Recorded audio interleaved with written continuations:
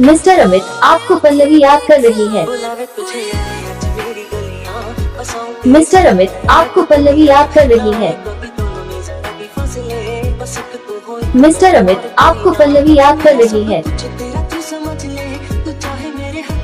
Mister Amit, आपको पल्लवी याद कर रही है। मिस्टर अमित, आपको पल्लवी याद कर रही है।